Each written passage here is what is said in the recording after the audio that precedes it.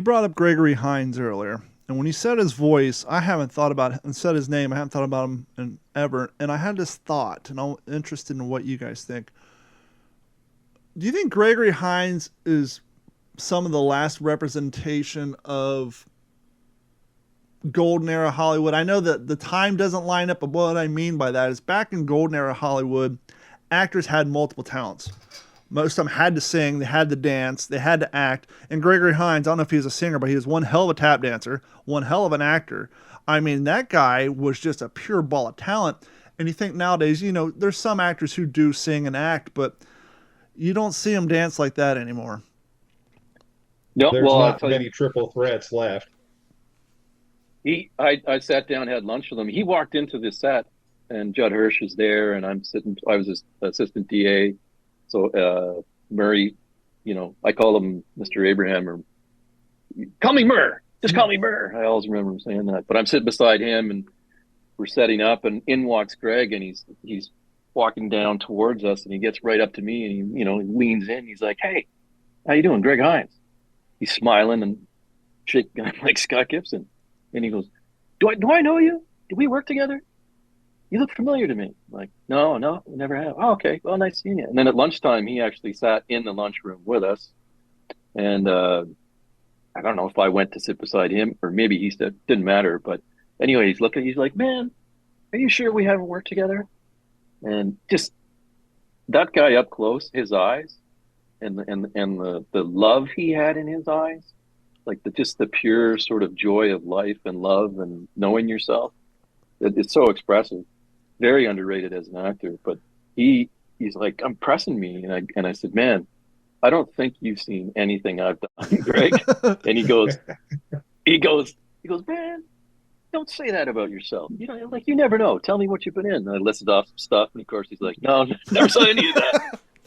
He But seems then to I me, asked, he seems to me like the human equivalent of a Labrador, of a golden Labrador. If you've ever been around a golden lab, you just feel the love radiating off of them. I mean, a golden lab walks in a room, everybody's just like, "Oh, golden retrievers are wonderful." I mean, they just radiate love and happiness, and that sounds like the way Gregory Hines is when he walks through a room. so my tap teacher at theater school, this was like a year or two earlier, she went off over the Christmas break or something to do a master class in New York with Greg. Wow. And she came back to London, and the first class she came back, you'd have thought she was on cloud 9.5.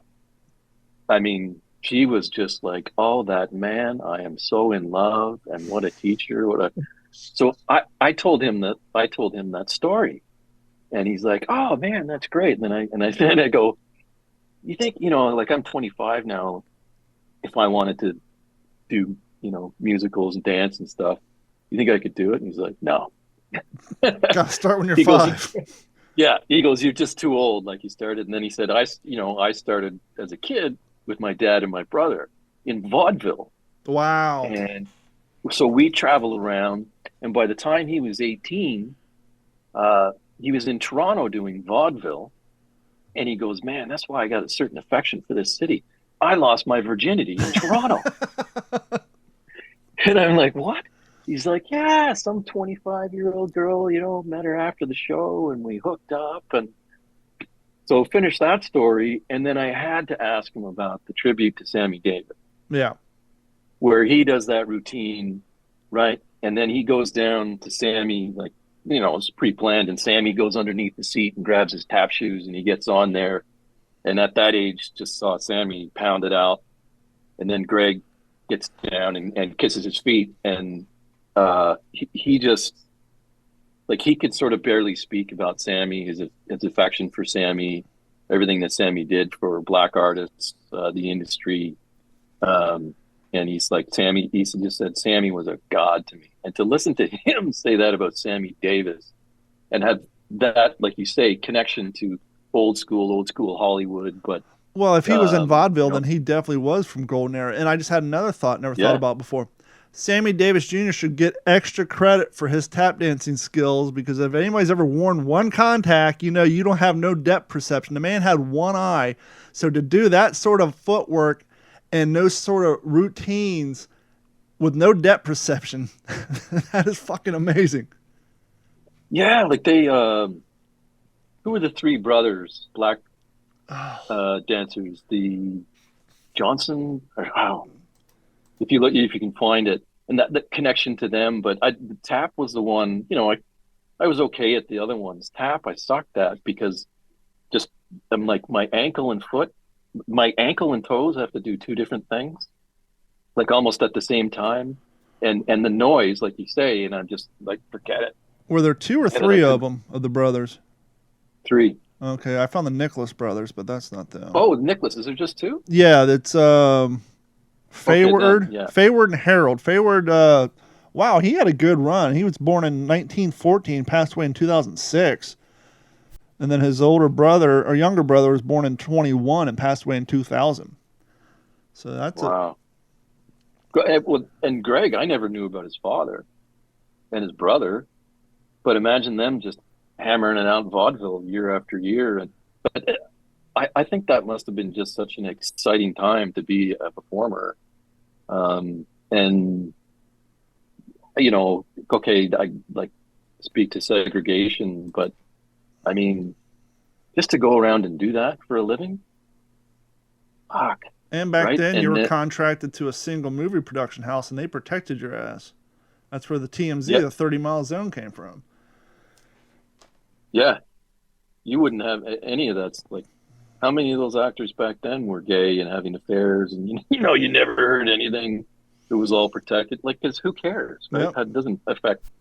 And its sensibilities are so different now, but yeah, man, he was just such a dream. William Hurt was a bit of an odd bird. Robert Hansen, remember that American Spy for the Yeah. Russians, and Yeah.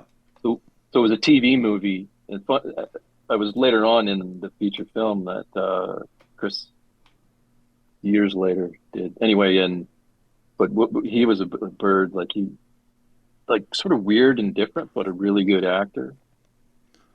Again, someone just like very giving in the scenes. Um, but that's I was always surprised about Greg maybe not having more or doing more because um, yeah, you'd hard pressed to meet a more giving actor or performer than Greg Hines.